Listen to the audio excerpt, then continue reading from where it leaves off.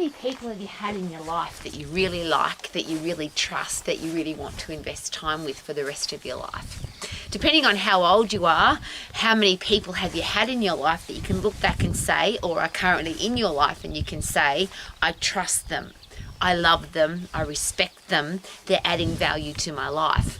And there's that great quote, people come into your life for a reason, a season, or a lifetime. But what kind of person will you put into your life for a lifetime? What do you accept? What do you expect? One of the reasons I love being out here with my puppy dogs is I know exactly what to expect. They're unconditional lovers. They are beautiful creatures who are the same all the time. Wouldn't that be a nice reputation for humans to have? You're the same all the time. Loyal, respectful, kind, positive, optimistic, solution finders, all the things that I love in people, and you're going to have your own list. So who are you going to put into your life for the rest of your life? And most importantly, who are you? Because is it possible that we attract who we are? And if we're a nasty, negative, horrible person, is it possible that that's who we will attract into our life? So best we not complain if we're that kind of a person. If you are a beautiful person, you like who you are, you love being by yourself, you love who you see in the mirror, you respect yourself, then who are you going to put into your life? Because is it possible that that is a sign of respect, the people that you put into your inner circle? So if you've got people in your life who don't respect you, don't love you, don't treat you beautifully, they gossip about you, they criticize you, they treat you badly, is it possible that that is not their challenge, it's yours? And it's a very confrontational question, but we get to choose who we put into our life. So if I use, for example, the word loyalty, and that's, for me, that's the top of my list. I only want to put people into my inner circle who are loyal to me. I'm going to be loyal to them. Doesn't matter what goes on, they would always do the right thing by me and me by them.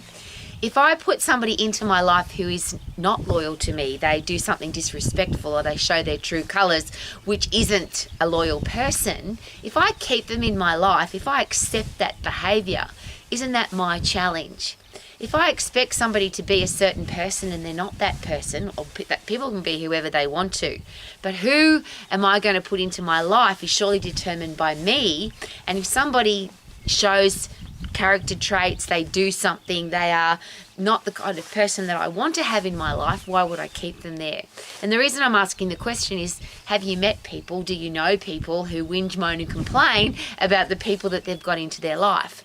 And my question is always this: if you've got people in your life who aren't treating you respectfully, why are they there?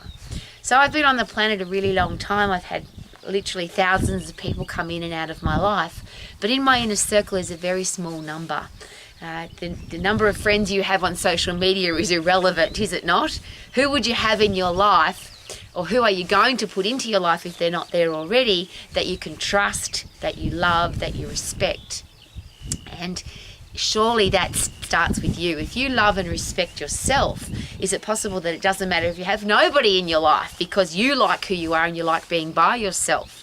And then if you're going to bring people into that very special environment, which is peaceful, which is loving, which is respectful, then you get to choose that, and isn't that exciting? So rather than complain about, I don't have any great people in my life, could a better question be, I want to be a great person, I'm going to do all the things that make me self-respectful. And then if you have nobody in your life, who cares, because you like being by yourself. And then if you do attract people into your life, wouldn't it be good if they were the kind of people, or they should always be the kind of people that you want to invest time with because you can trust them, you love them, you respect them?